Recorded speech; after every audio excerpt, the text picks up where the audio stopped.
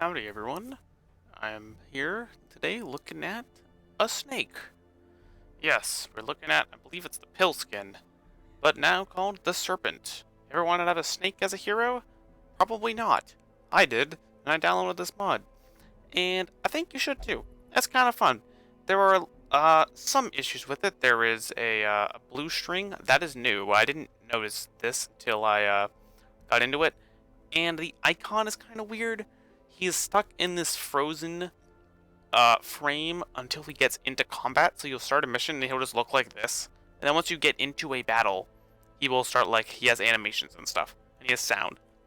So I just want to say that right now, if you are turned off by this, then I would just say don't get this mod. Otherwise, I think it can be kind of fun. I quite like it, and I like animals. Mimi like animal.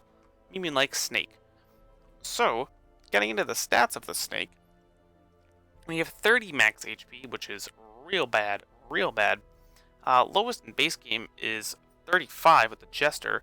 This does beat the Guggen now, which we looked at a little bit before, assuming you've watched that video. That had 27, so we're not like totally awful, just like minorly awful. To make up for that though, we have 40 dodge, which is better than the Jester's 35, and that's the highest in the base game. So it's kind of an interesting trade-off. Really good dodge for really bad HP. The only problem here is that if dodge fails, you're fucked. Like, HP can't necessarily fail, like you have what you have, but if someone hits you, they don't give a fuck how much HP you have at that case, because they're just doing that damage. If they, like, dodge will not always work. So, this trade-off is kind of scary. Like, if you have 10 HP and 70 dodge, if they hit you, you're definitely fucked. Doesn't matter how much dodge you have, eventually they'll hit you. So this is that, but on a lesser scale. So this is kind of scary. You also have 9 speed, which is great speed. Awesome speed. But, on a low HP character like this, you run a risk of dying. You run a risk of going before your healer, and then getting fucking nuked. Hopefully, your healer is going first, because you're a smart player, and you are able to have good trinkets.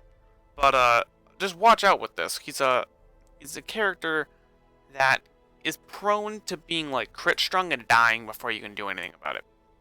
He has regular accuracy, it's just a quirk. He has 8 crit, which is quite good. Some of his he has a bunch of high crit on his 2 big abilities, and he has 5 to 7 damage. This is less than half of average base damage in vanilla. So yeah, it's got good blights though, so his damage is actually okay, assuming you can land the blights. You start out with 80 stun resist, which is really bad. You're gonna get stunned a lot. That's why I took hard noggin. I think that's a pretty good quirk on this guy. 130 blight resist. That's awesome. That's, I think, better than the plague doctor. You have 110 bleed resist, which is far above average and also very good. You have 90 debuff, that's average. You have 80 move, which is below average and bottom and bad. So is your 70 trap. I'm not sure why Snake even has a 70% chance of disarming a trap. Probably should be 0. And then you have 70 disease resist, which is holy fuck. That's I think the Plague Doctor's 50. So yeah, this is good. And then you have 3/3 movement. So you're super mobile. Overall, these are pretty good stats. Clearly what there's a clear vision here. It's super dodge heavy, kind of frail, and then it's a snake, so it's got low damage with the blights, and then blight resist, bleed resist, disease resist. Overall, not a bad chassis. The chassis can be worked with, and that implies bad. It's not bad. Skills do, however, though, are quite complemented. I think one issue that Infuse and Fuse and then also Spit, but to a lesser extent have, is fucking too big of a tooltip. Let's look at Infuse. It's a forward one. You hit first 3. You use from rows 2, 3, 4. You have high accuracy, not that good damage. High crit. Your base crit is 17% at level 5. You have a 150% chance to blight 7/2. That's good. I like that. High blight. Low turns, doesn't matter. Most hallway fights are low turns anyway. So if you have a 20 turn blight, you'll never see more than maybe like 4 or 5 turns of that. So I like having the upfront.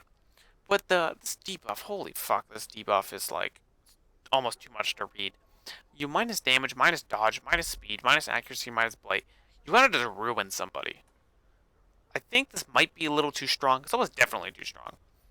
Like, it fucks everyone over. Accuracy, speed, and dodge are kind of universal. Damage is also sort of universal on people.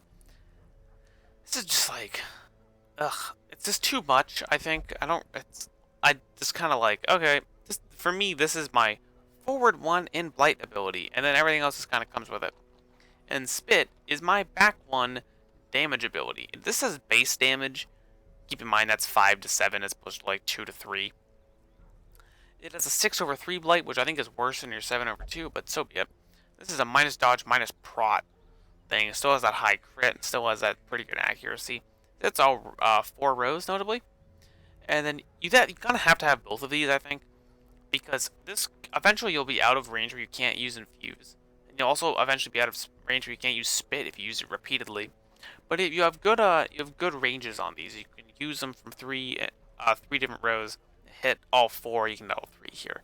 So I kind of like these. I think these are staples of this class. You don't want to run it without these. So no matter how good or bad they are, well, I'm saying they're good abilities, but no matter how good or bad they are, you kind of have to run them because they are your damage, and this is a damage class. Next we have Looming Gaze, which is a stun, no damage, minus 20 dodge, 140 stun.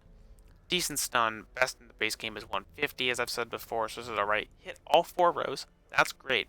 And on a high speed character, that's also great. Get stuns off before people can act, always awesome. Only being used from row 2-3 can be kind of a problem. You will sometimes be in row 1, be in row 4. You're kind of fluid with this class. So being in row 2-3 can sort of be an issue. Overall, not bad. I like stuns myself, so I do like this ability. Next, you have Conceal. Yeah, I swear there wasn't always a blue string there. But what this is, it's you stealth yourself for 2 rounds. So to keep this, you use it and you get 1 round of stealth. So you have to keep using this. It's a stress heal.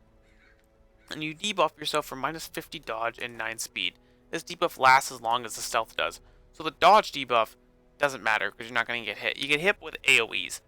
This means you're going to get hit by AoEs like all the time. But that's about it. 9 speed, I don't really care.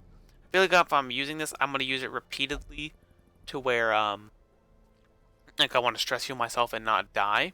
So I don't necessarily care about the speed that much. And if I want to get healed, I want to go after the healer, which means the 9 speed is alright. Only issue here with the speed debuff is when I'm trying to stall, I want to get as many turns out before the enemy acts. And with 0 speed, I either can't act and get my stress heal, or the enemy's going to act and I can't kill him in time because I have 0 speed. So that's a problem. This is okay though. Like, if you're trying to stay alive, I think one way you can cheese with this guy, if you get, like, a trinket, like, on friendly skill heal, then you just keep, you could one-man win with this, because you just use him, and then when he gets low on HP, just keep, using this ability, stress heal yourself, your trinket will give you a heal, and then you just win. That's pretty cheesy, but all the power to you. Overall, not amazing, but not bad. I'm going to go into the next one here, which is it's kind of the counterpart to the stress heal stealth, is a heal cure ability. Can't be used from row 1, I don't really know why, but okay, I guess you stop that single Serpent OP build. It's kind of, 5 to 6 heal is not bad, that's actually like 20% of your HP right there. Cure is good, but you get more damage received, which is not good on a character that has low HP, and it kind of defeats the purpose. Like, if you get hit, if you heal for 6, then you debuff yourself for more damage received, and you take 8, you've lost HP. So, like, okay, I guess you cured your dot, which is alright. So I don't think too much of this ability. I do like self heals, and I think it does kind of, it can get its spot in as, like, ability number 4. Moving back, you have Diverting Dance. It's a 50% chance to guard an ally. You get a riposte. So, if you want to feel better about yourself with this ability, it's a riposte where you might guard an ally. Because if your main thing is that you have a 50% chance of working, you're a shit ability. So this is a riposte. but your riposte isn't that great because your damage is awful.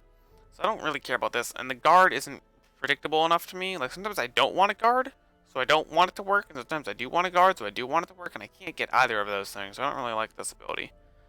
Then finally we have Pit Ordnance, which is a once per battle ability that gives you more dodge, more accuracy, more crit, and bypass stealth. I like this. I would use this if you're in endless mode. Absolutely. If you're in a fight that's gonna last forever, absolutely. Other than that, probably not. I don't think like a hallway fight isn't gonna last long enough to where I'm gonna want this all the time. Uh, Maybe you could have this as ability number 4, but the dodge is nice because you're already a high dodge character. 9 accuracy is okay. 7 crits. These are all good, but I think it's just too slow. Like if a hallway fight lasts 3 turns, I don't want to waste one of my turns doing a fucking stealth buff. It's not unless you can't hit stealth people, but other than that, I don't care. On to camping skills. You have Dance to the Flute. If I could stay on it. Time cost 4. You heal yourself and one guy for 15 stress, and then all companions get an additional 10 stress. This is like ultra stress heal. I love this ability. There's not much to say. This is great. Hardened Scales. You get all the useful debuffs, or also all the useful resists. You don't get move resist, but okay, I don't really care about move resist because I can be anywhere essentially and be useful. The only time you would not want to be moved is if you want to stun and you get knocked out of your stun position. And you get 20 prot. 20 prot's good on a character that's gonna die. I'd probably prefer dodge because at this point I'm trying to min-max dodge over prot, but prot's always nice. And you do have high dot resistances, especially with this ability. So you're not gonna get dotted, and dots go through prot. Is the point of this. So you don't have to really worry about that. Next, you have a prevent nighttime ambush. This is just it's a better version of Bandit's Watch. That's 2020. This is 2525. I think this should be nerfed a little bit to make it 2020. Otherwise, make it like time cost 5 and make it 3030. Just for balance's sake. I like this, but always nice to have a prevent nighttime, and you know these are like decent enough buffs to go along with that. Finally, you have Warm Up without a capitalize, and you heal half your HP, which is alright, I guess. That's pretty good. I don't know how useful that is, because usually you have a healer for that. Minus 10 stress. Not that useful. Minus mortality debuffs. You're probably not going to be dying with this guy that often. As fragile as he is, you have stealth. Like, if you're going to die, just use stealth, or use a fucking self-heal, or, like, up your dodge. Like, there's ways so you can not die, as fragile as he is. I know I talked about earlier how dodge only works until it doesn't, but like, I don't know, time cost 4 is a lot to get a 50% chance to remove a disease. Like, if you want to stress heal, use this. If you want to heal, have a healer. If you want to remove disease, okay, that's good, but you have 50% chance. You remove mortality debuffs. Like, the Vestal does that with her Sanctuary or whatever. And, like, mortality debuffs aren't even that bad. Like, this, I don't really care about this that much, to be honest with you. If I was to pick these, I would definitely pick these 3. I'd probably pick Encourage. Maybe pick this because this Dance to the Flute might make Encourage redundant. Maybe take Pep Talk because you want to have some sort of minus stress damage received. I don't know. I'd probably just go with Encourage. I prefer Stress Heal to preventing stress in the future. For abilities, I'd always have Infuse and Split. I don't think you can really not have these because you need some sort of damage. I like stuns. You know I like stuns if you know me. I don't know, it's kind of, I don't like this. This ability is kind of shit. This ability is too situational. If I need if I'm going into a boss battle, I would take this, and I would probably drop the stun because a lot of bosses can't be stunned anyway. And then I would probably take the self-heal.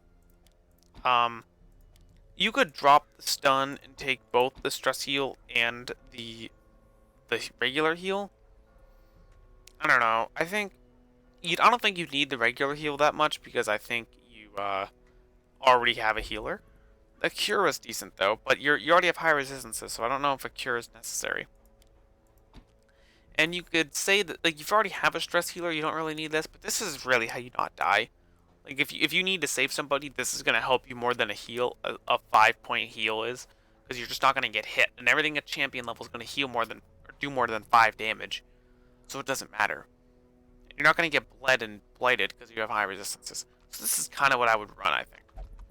like I said, maybe you can take this if the time calls for it.